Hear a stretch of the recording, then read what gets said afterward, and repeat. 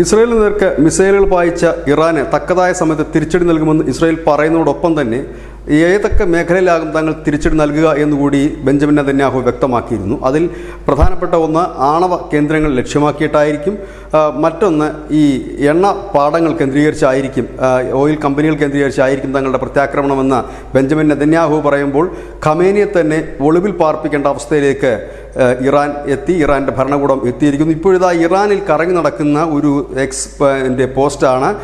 അതിൽ പറയുന്ന കാര്യങ്ങൾ ഇങ്ങനെയാണ്: ഇസ്രായേൽ വലിയ കടുത്ത നടപടികളിലേക്ക് നീങ്ങുകയാണ് എങ്കിൽ ഇസ്രായേലിൻ്റെ ഒരു ഹിറ്റ് ലിസ്റ്റ് തങ്ങൾ തയ്യാറാക്കിയിട്ടുണ്ട്. അതിലൊന്നാമത്തെ പേരുകാരൻ ബെഞ്ചമിൻ നെതന്യാഹുവും, രണ്ടാമത്തേത് പ്രതിരോധ മന്ത്രി യോവ് ഗാലന്റുമാണ്. പിന്നീട് കരസേന മേധാവികൾ, കമാൻഡർമാർ, ഇവരെല്ലാം കൊലപ്പെടുത്തും എന്നുള്ള ഒരു പോസ്റ്റാണ്. ഇതിനെക്കുറിച്ച് ഔദ്യോഗികമായി ഇറാൻ പ്രതികരിച്ചിട്ടില്ല. പക്ഷേ വളരെ പ്രചാരം നേടിക്കൊണ്ട് ഈ പോസ്റ്റ് കറങ്ങി നടക്കുന്നു. അതായത് വലിയ വെല്ലുവിളി പോലെ ഇറാൻ കൊലപ്പെടുത്തുന്നവരുടെ ലിസ്റ്റ് നേരത്തെ തന്നെ പ്രഖ്യാപിച്ചുകൊണ്ട് മുൻപോട്ട് പോകുന്ന രീതി. ഏതായാലും ഇസ്രായേലിൻ്റെ ലക്ഷ്യങ്ങളിൽ ഒന്ന് ഖമേനിയാണ് എന്ന് വിദേശ മാധ്യമങ്ങളടക്കം പറയുമ്പോഴാണ് ഇത്തരത്തിലൊരു ലിസ്റ്റുമായിട്ട് ഇപ്പോൾ ഇറാൻ്റെ സോഷ്യൽ മീഡിയ രംഗത്തെത്തിയിരിക്കുന്നത്. News India Malayalam.